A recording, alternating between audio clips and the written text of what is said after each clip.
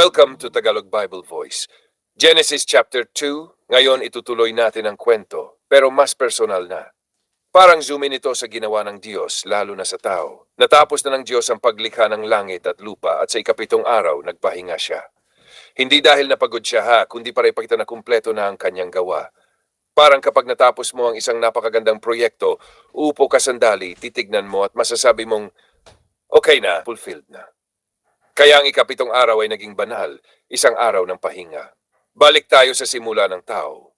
Noong wala pang mga halaman na tumutubo sa lupa at wala pang ulan, ang lupa ay dinidiligan lang ng hamog o mist mula sa lupa.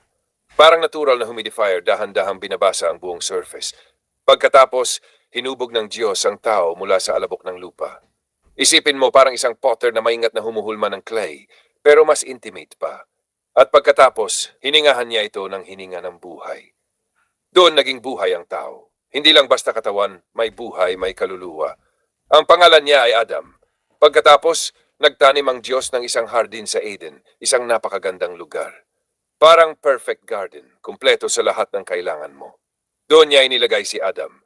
Sa gitnang hardin may dalawang espesyal na puno, ang puno ng buhay at ang puno ng kaalaman ng mabuti at masama. Parang may dalawang simbolo, buhay na walang hanggan at kalayaan na pumili. May ilog din na dumadaloy sa Eden na nahati sa 4 na ilog. Detalyado pa nga ang description, ipinapakita na totoong lugar ito, hindi lang imagination. Binigyan ng Diyos si Adam ng responsibilidad, alagaan at pagandahin ang hardin. Parang caretaker siya, hindi owner. Importanteng insight yun. Tayo rin, hindi natin pag-aari ang mundo, ipinagkatiwala lang sa atin. Tapos may isang utos ang Diyos. Pwede mong kainin ang lahat ng prutas, huwag lang yung galing sa puno ng kaalaman na mabuti at masama. Kasi kapag kinain mo yun, mamamatay ka. Parang simpleng rule, pero may bigat. Ipinapakita nito na may freedom si Adam, pero may boundaries. Ngayon, napansin ng Diyos na si Adam ay nag-iisa. At sinabi niya, hindi mabuti na ang tao ay nag-iisa. Ang lalim nun, no? Kahit nasa perfect na lugar ka, kung mag-isa ka, may kulang pa rin. Kaya gumawa ang Diyos ng mga hayop at ibon at dinala niya kay Adam para pangalanan. Isipin mo parang si Adam ang unang nagbigay ng pangalan sa lahat. Lion, bird, cattle, lahat. Ibig sabihin may intelligence at authority siya. Pero kahit marami ng hayop, wala pa rin katulad niya. Walang tunay na companion. Kaya pinatulog ng Diyos si Adam. Deep sleep. Habang natutulog siya, kinuha ng Diyos ang isa sa kanyang tadyang at mula doon hinubog niya ang babae. Pagkakita ni Adam sa kanya, parang napuno siya ng tuwa. Sabi niya, this at last is bone of my bones and flesh of my flesh. Parang sinasabi niya, sa wakas may katulad din ako. Tinawag niya itong woman dahil galing siya sa lalaki.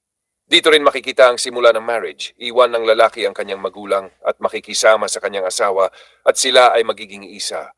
Hindi lang physical, kundi emotional, spiritual, buong pagkatao. At sa huli, si Adam at ang babae ay hubad, pero hindi sila nahihiya.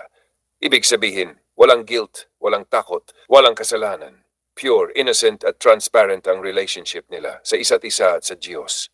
Ang isang magandang insight dito, kaibigan, ang tao ay nilikha hindi lang para mabuhay, kundi para makipag-ugnayan sa Diyos at sa kapwa. Hindi tayo ginawa para mag-isa. At isa pa, ang Diyos ay very personal.